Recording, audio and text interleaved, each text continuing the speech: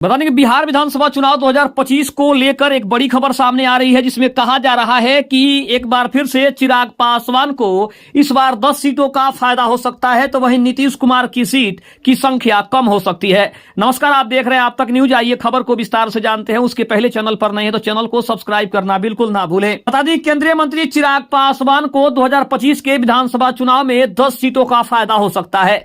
ऐसा हम इसलिए कह रहे हैं क्योंकि अनुमान यही बता रहे हैं कि 10 सीटों का फायदा चिराग को हो सकता है, क्योंकि नीतीश कुमार की सीटों की संख्या कम हो सकती है। इसके अलावा अगर बात करें तो जीतन राम मांझी हो, उपेंद्र कुशवाहा हो, या फिर बीजेपी के जितने भी सहयोगी दल हैं, उन सभी की सीटों की संख्या कम हो सकती है, क्योंकि चिराग पासवान की लोकप्रियता के कारण ऐसा माना जा रहा है कि चिराग को उनकी लोकप्रियता के वजह से 10 सीटों का फायदा हो सकता है। हालांकि अभी तक यह अनुमान नहीं लगाया जा रहा है, लेकिन कुछ सूत्रों की माने तो चिराग पासवान की पार्टी को 50 से 60 सीटें मिलने का अनुमान बताया जा रहा है। हालांकि पार्टी की तरफ से अभी तक कोई ऑफिशियल जानकारी सामने नहीं दी जा रही है, लेकिन एक बार फिर से खबर यह भी चलने लगी है कि चिराग पासवान को अपने बाकी सहयोगियों से 10 सीटों का ज्यादा सा फायदा हो सकता है। और फायदा अगर चिराग का होता है तो सीटों की संख्या के हिसाब से देखा जाए तो नीतीश कुमार की पार्टी जदयू को 10 सीटों का नुकसान उठाना पड़ सकता है। आपको बता दें कि 2020 के चुनाव में एनडीए को 125 सीटें मिली थी, जिसमें बीजेपी ने अकेले अपने दम पर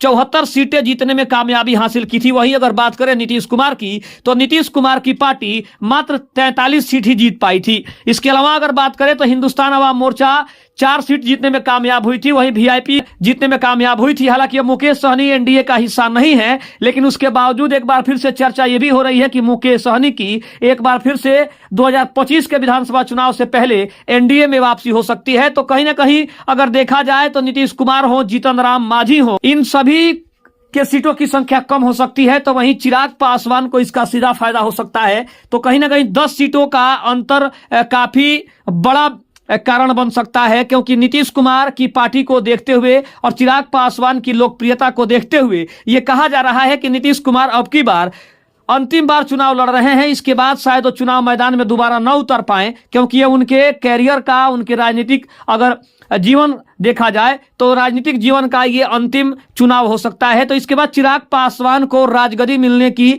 सबसे ज्यादा संभावना बताई जा रही है। तो ये इस वक्त की सबसे बड़ी चर्चा है कि चिराग पासवान को 10 सीटों का विधानसभा में फायदा मिल सकता है।